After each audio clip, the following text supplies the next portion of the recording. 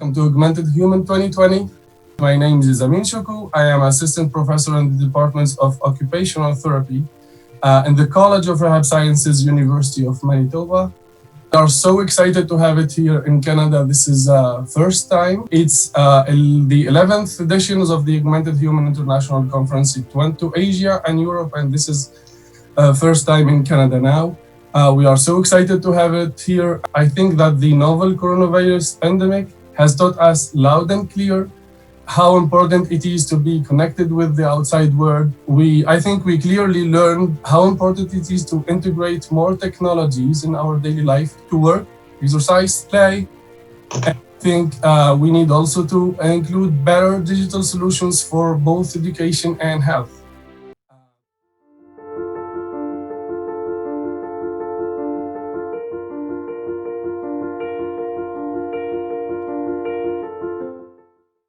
Working along with others on developing apps. This is the app we call the Wheel Fit, which provides people with some fitness tips, allows them to monitor their caloric intake, and also measure their pushes and their heart rate and respiration, and gives them guidance or some tools in a workout library for aerobic activity, muscular strengthening, and flexibility. One of the things that I find extremely challenging with this, and I'm sure many of you do as well, is that if you look at this bottom graph here, this light blue is sleep, this darker blue is sedentary activity, and yellow is light movement, and red is actually aerobic exercise. So what you see here is the trend is there's very little real exercise happening in this population. And this is a sample of data aggregated over 50 people. What's also very interesting is, if you see this red area here, it's all clustered on Thursday evenings, which is when the individuals were visited by the graduate student. So what you can see is, even though people know they're being monitored, their behavior really is very difficult to change. And that one way you get them change is when people do visits, they know they're going to be seen, then they might actually comply with their guidance. So another challenge that you might see is that there's a lot of metabolic disease and unhealthy weight among people with disabilities. And one of the things that's common to almost all weight loss systems is the ability to weigh yourself. Yet, people with disabilities often don't have the opportunity to weigh themselves. And they only get weighed once a year, if at all. And so we had started to tackle this problem by developing a scale that goes under the feet of the bed, because one thing that most people do is sleep in bed every night. And, one of the challenges that we used some machine learning and artificial intelligence in order to discern whether it's one person in the bed or two people in the bed or the dogs in the bed. And then all of that data is fed to the cloud. We can also look at sleep length and sleep quality.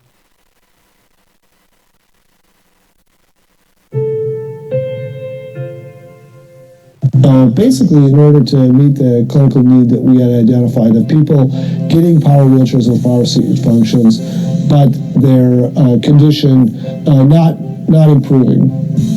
And so we did a series of experiments to identify that people would use their power seat functions, but not necessarily as instructed. The idea with the virtual seating coach was to use the advances in technology, but first onboard computing, later with smartphone technology, to provide that coaching in real time, contextually aware, all the time available to the user, and provide that data to the cloud, so those algorithms could be improved, based on what was learned, as well as share that data with clinicians in order to improve their clinical practice and eventually improve clinical practice guidelines.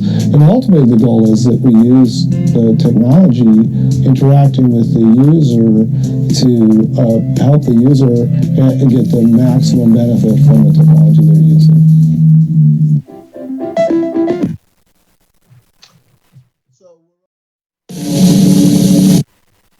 Let me go back. So now I'm going to show you a video from the Paralympics that hopefully will show you the power of augmented human technology.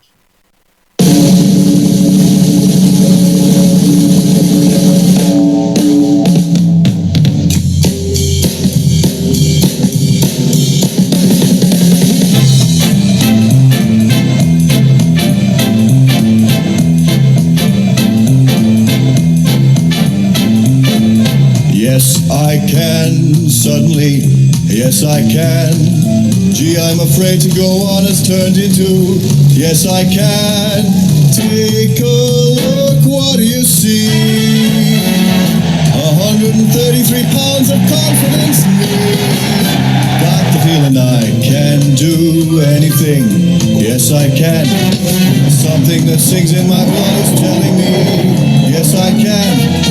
I was just born today, I can go all the way,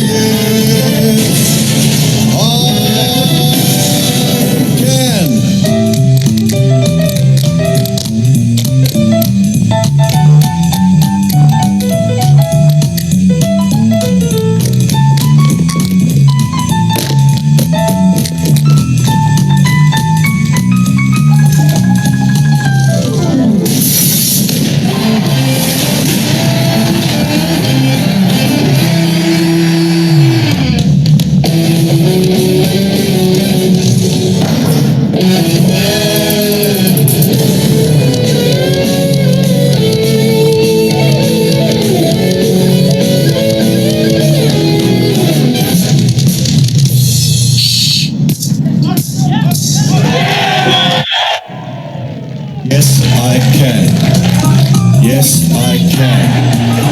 Yes, I can. Yes, I can. Yes, I can. Yes, I can. Yes, I can. Yes, I can. Yes, I can. Hey, yes, I can. No, you can't. Yes, I can! Are you ready? I can climb Everest. Yes, I can. I can fight here all night and never rest. Yes, I can. I was just born today. I can go all the way. Yes! I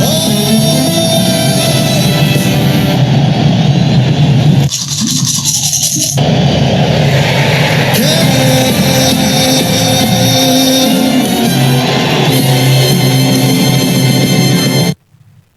So by the way, if you got to watch if you thought the Olympics were cool, that's how we started the Paralympics in 2016.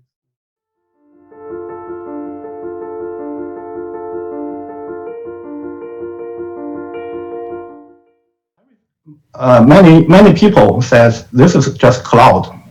It's the Internet of Things. We just use cloud to manage them. Yeah, so because there are different opinions, we think it's still a question. What's the best user interface for those smart devices at the Internet of Things, for the Internet of Things? So that's a topic of my talk.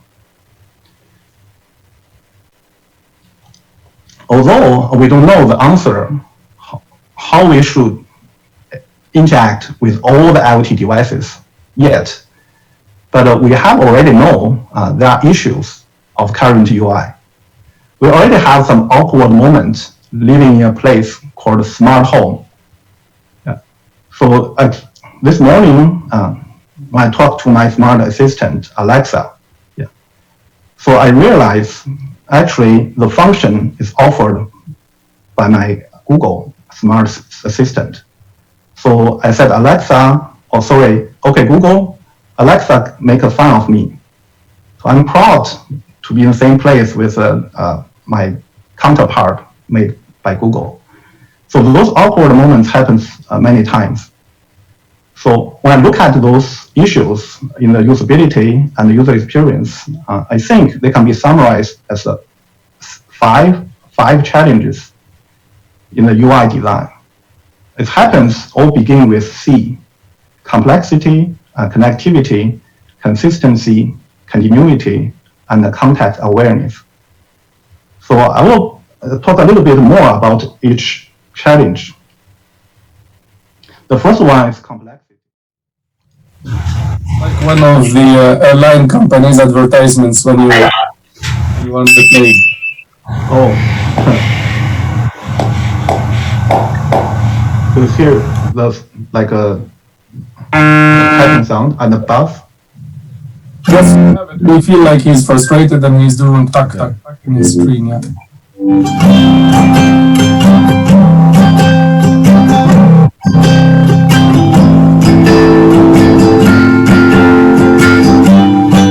Oh, that's interesting.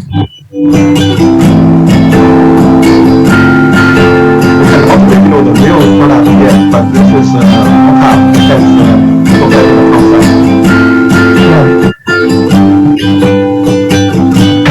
Oh, that's great. Welcome home, Jay.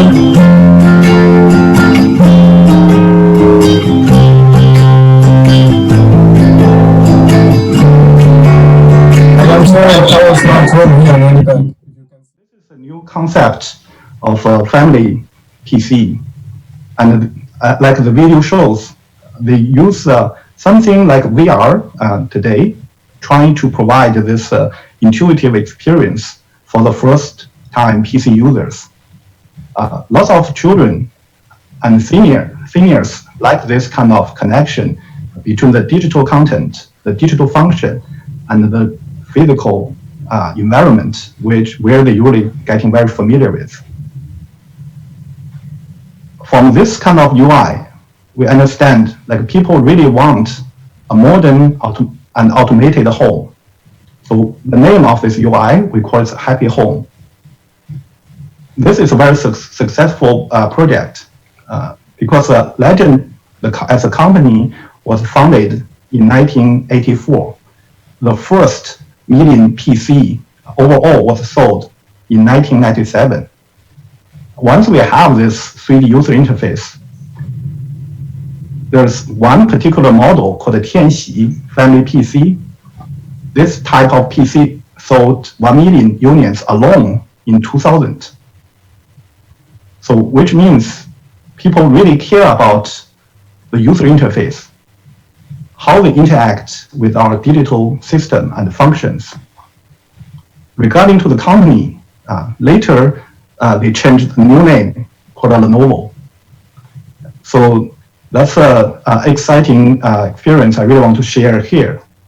And it's very connected to the topic of IoT devices in our modern smart homes.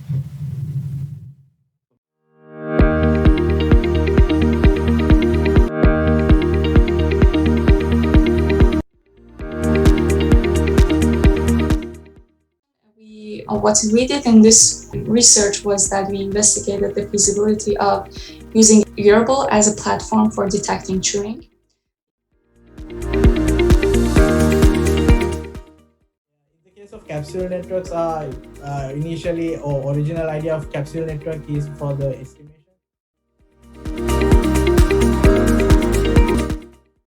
The eye tracking system actually transforms the gaze input into coordinates on the screen to trigger different type of events like controlling the mouse pointer or camera movement on the gaming. Even typing can be done. The objective of our study was to measure vestibular activity from the ear canal in response to a targeted visual stimuli using an objective method called electrovestibulography to see how visual information contribute to the vestibular response. In this study, we report whether MMM can be detected for multimodality sensory inconsistencies in the rubber hand illusion paradigm. So the idea here is that we need all these constraints to inform us to some extent on the nature of the mind. In this study, we evaluate the acceptability of inter-driver interaction through 3 scenarios. And we made 4 hypotheses related to the acceptability. And as shown, we found that driving confidence and personality influenced acceptability in some scenarios.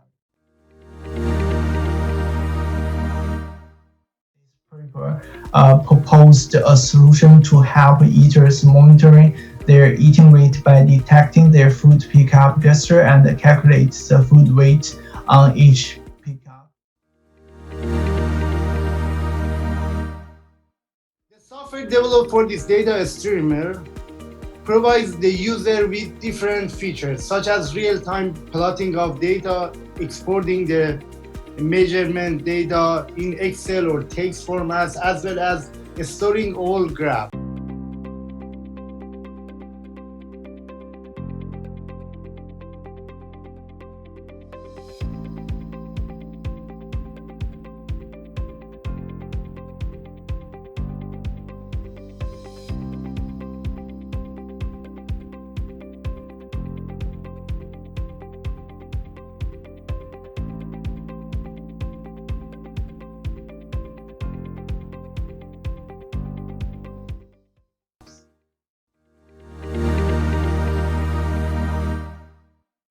In this method, mostly in the clubhood, actually, it was a subjective assessment method.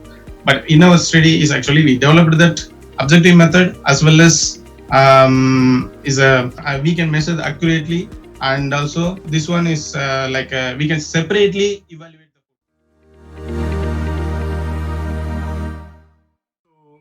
How we try to solve this issue is by using blockchains, which is a specific distributed system that is able to reach consensus in spite of many issues that can happen in the distributed system. So my comments is that probably the uptake would be faster in medical medicine and rehabilitations. This is my Yes, of course. I mean, external prosthetics would be part of distributed systems, and from my understanding is that lots of them are also connected to the brain, and sometimes because the brain instructions some parts sometimes. So yes, that would be of course part of it. Yeah, that was an excellent example of how we should work together. Engineers, computer science people, and people from rehab sciences and the health sciences in general. So. Yeah, and this is important. Security actually of peacemakers and first generation or second generation and so on. My work is linked to trust and security, and lots of them, they have not taken into account attacks. And there have been some hackers who have already been able to, it would be bad, but sometimes we don't know why, but they just attack the systems, and some people could die because, for example, make the peacemaker not working due to maybe electrical signal sent in a wrong way. So here is really a contribution to improve also security of these systems that are prosthetics, external or internal, and security must be taken into account because you have bad guys, they could try to attack the system. There's a visual difference where for young adults you can observe motions moving towards left and upper division, while for older adults you can observe the motions were more concentrated in the center division.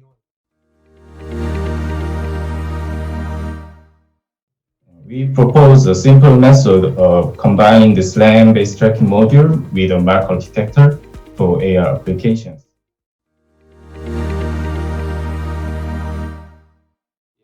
So the result is like this. This is we do it manually, and if you move one petal, it can open and close the hole. We apply the NRMS techniques in human motion analysis and by executing a series of simulations.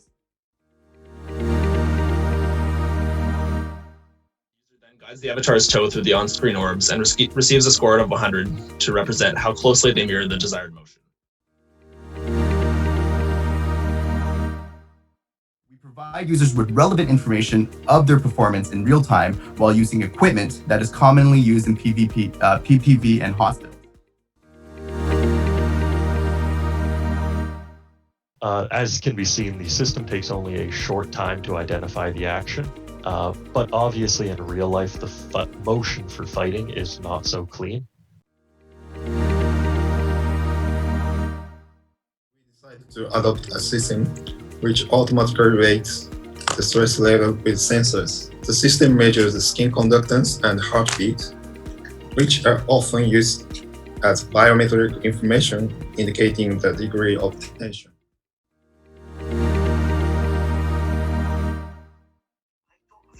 La VR, au service de l'art, ça donne parfois des expériences étonnantes, et comme c'est de l'art qui n'était pas toujours facile à interpréter, mais qui en revanche était très attachant. En résumé, la balle virtuelle, c'est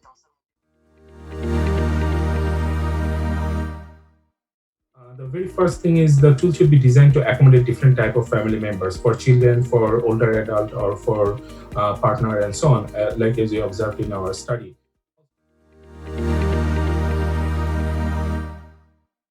Project called Caring for Dementia, which is a communication skills training application for caregivers for people with dementia.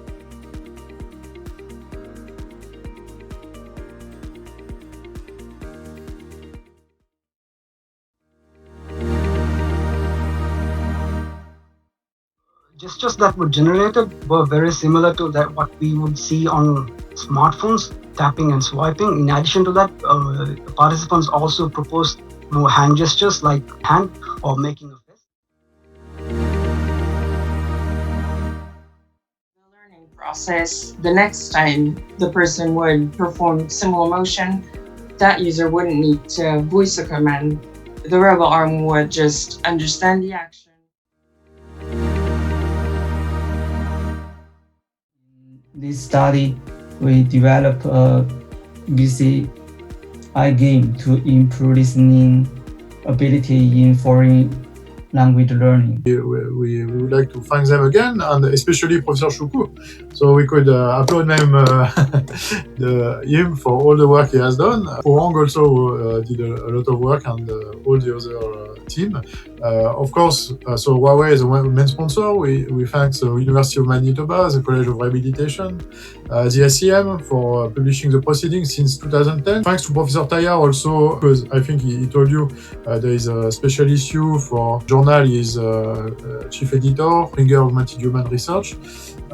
So I think Professor Choukou gave you the details, and you can still then go to the journal website. Try to publish an extended version of your paper. Of course, thanks to all of you and the great presentations and others' contributions that we have seen for this edition. And now, then we will have another edition in 2021.